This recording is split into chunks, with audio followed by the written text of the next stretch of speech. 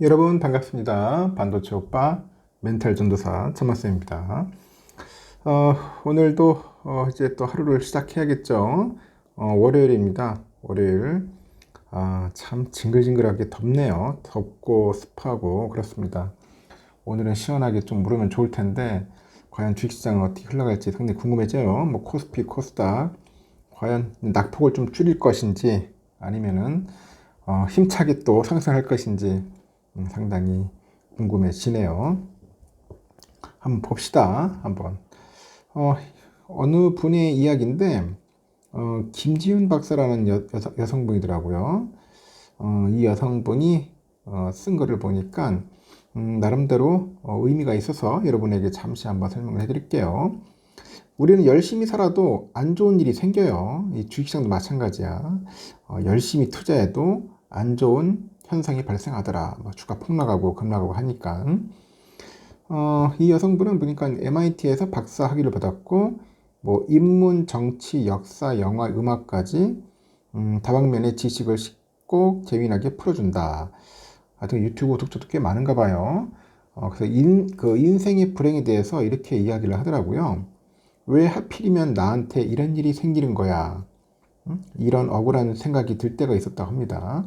그런데 사실 여러분께 야속한 이야기가 될 수 있겠지만 그런 억울한 일은 누구에게나 생긴다는 거죠. 나쁜 일이 생기면 안 되는 사람? 그런 사람 없다. 그런 사람 없다는 겁니다. 게다가 내가 열심히 산다고 해도 억울한 일이 나를 피해가지는 않는다는 겁니다. 그래서 삶은 절대로 호락호락하지 않아요. 우리가 잠시 한눈을 파는 순간 억울한 일들이 우리의 삶을 기습을 한다는 거죠. 다만 꼭 기억해야 할 것들이 있다는 거죠. 기억해야 할 것들이 뭐냐? 힘들고 억울한 일을 피할 수는 없지만 그 일이 결코 영원하진 않다. 저는 그런 거예요. 이게 무차별적으로 떨어지고 급락하고 폭락하는 것을 우리가 피할 수는 없겠지. 하지만 이 폭락장은 영원하지 않는다는 거야. 영원할 수가 없어, 여러분. 중요한 건 고난을 피하는 게 아니라 내 자신을 소중하게 여기고 그런 나를 위해서 꿋꿋하게 일어서는 겁니다. 고통 없이 강해지는 사람은 없어요. 그 어떤 종류의 고난도 그것을 버티고 극복해내기만 한다면 오히려 내 삶의 가장 든든한 조력자가 되어줄 겁니다. 하여튼 좋은 이야기들을 많이 합니다. 극복하자는 거예요. 그 옥스퍼드 대학의 학장을 지낸 비비안 그린이 이런 말을 했어요. 인생은 폭풍우가 지나가길 기다리는 것이 아니라 빗속에서 춤추는 법을 배우는 것이다. 춤추는 법을 배우는 것이다.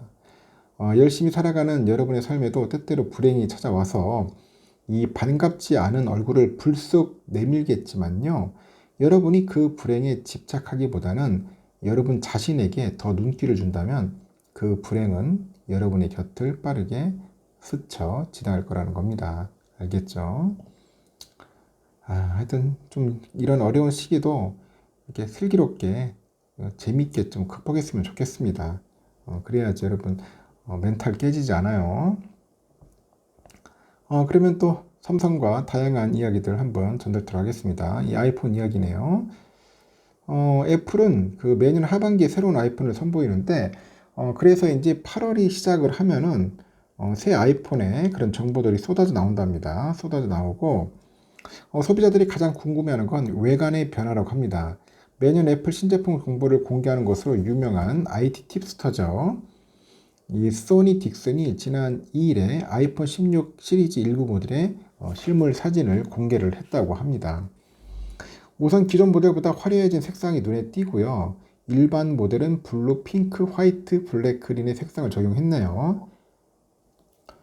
파스텔 톤이던 아이폰 15 모델과 달리 이번 시리즈에서는 전반적으로 이제 진한 색감, 이 진한 색감을 사용한 것으로 보이는데 이 고사양 모델인 아이폰 16 프로는 전작과 마찬가지로 우주선의 소재로 쓰이는 티타늄으로 제작을 합니다. 화이트 티타늄, 블랙 티타늄, 내추럴 티타늄 이렇게 세 가지예요.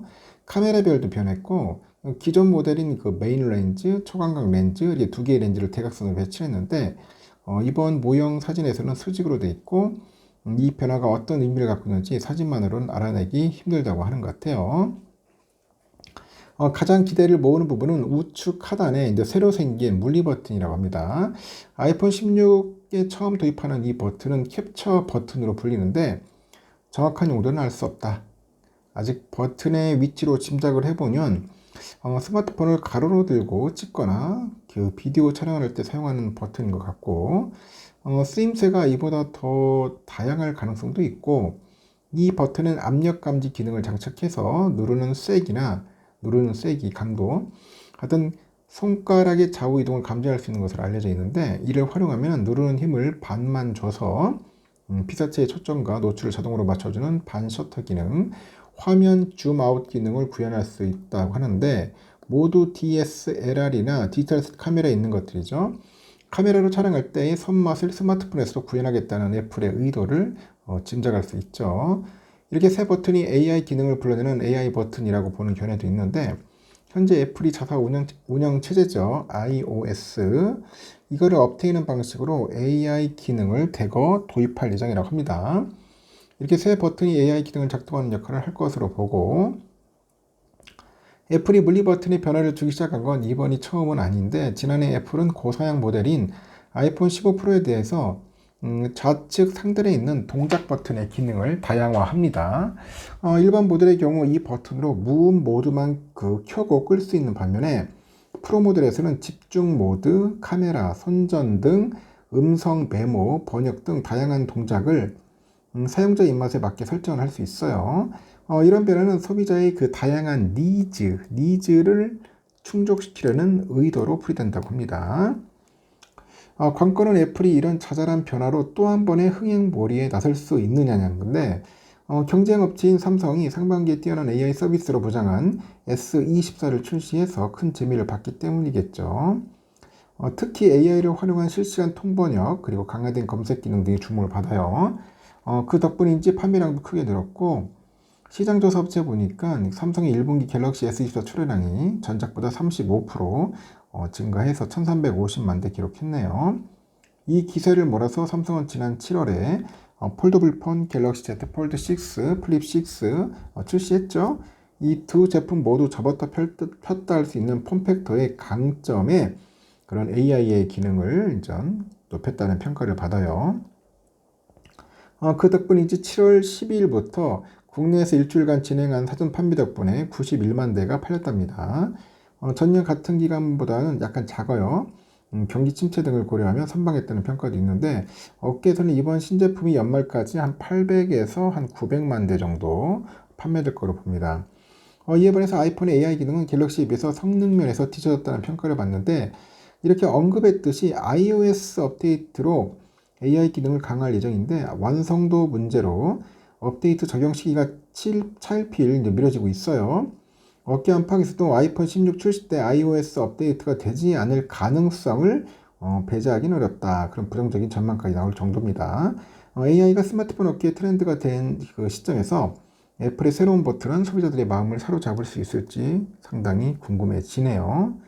저는 굉장히 궁금해집니다.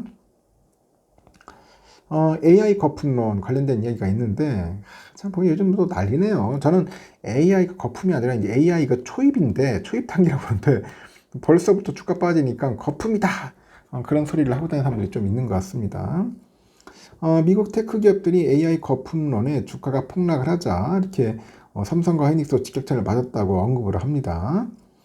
거품론 아닌데. 하여튼 최근에 엔비디아의 차세대 칩인 블랙웰 출시가 당초 예정보다 한 3개월 정도 늦어질 거라는 미 현지 보도가 나온 것도 삼성과 하이닉스에 대한 불확실성을 키우는 요소로 꼽는다고 하는데 일부에서는 하반기 메모리 수요 둔화 전망을 내놓고 있지만 다수의 증권사들은 삼성과 하이닉스의 연간 실적 전망을 오히려 높입니다. 미국의 빅테크 기업들이 AI 투자를 지속 확대하겠다고 밝혔어요. 시장의 성장 전망이 여전합니다.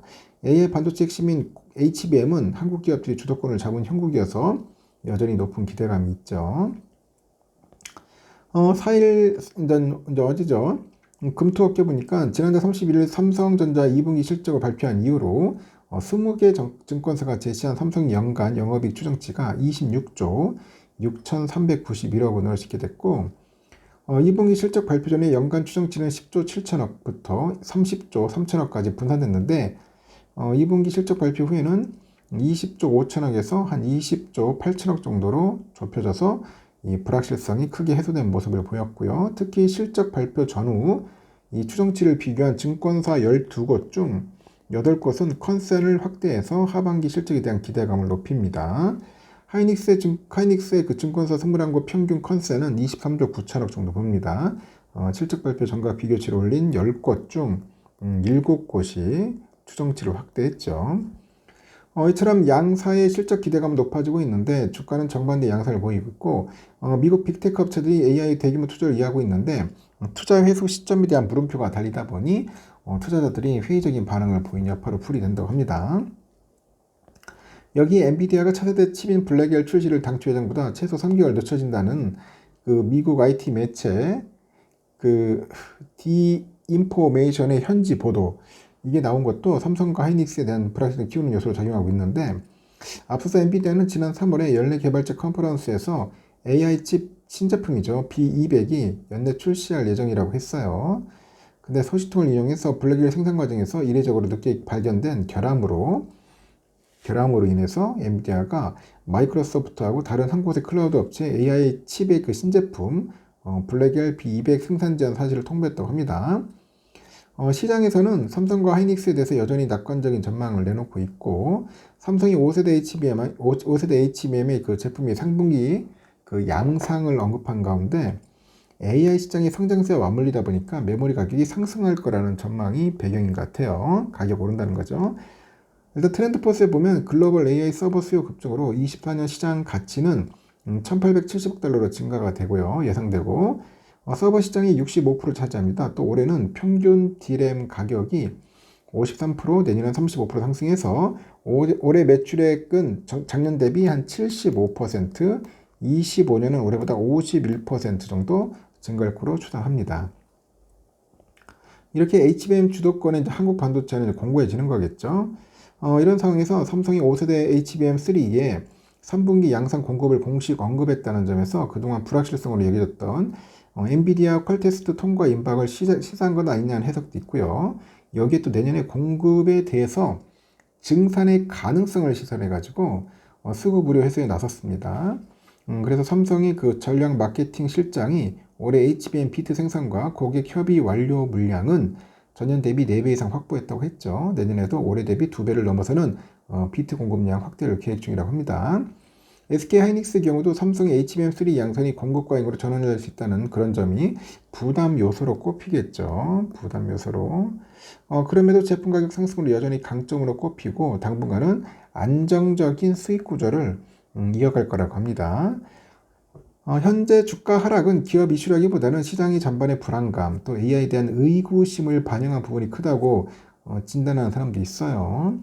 하이닉스는 평균 판매 단가에서 경쟁 업체와 차별화돼 있고 이러한 추세는 상당 기간 지속될 거라 하는데 높은 성장성이 기대되는 AI 서버 시장에서 입지가 더욱 공고히 돼가지고 영업이익 개선폭은 하반기가 상반기보다는 높지 않겠냐, 그렇게 또 예상하는 증권사도 있습니다.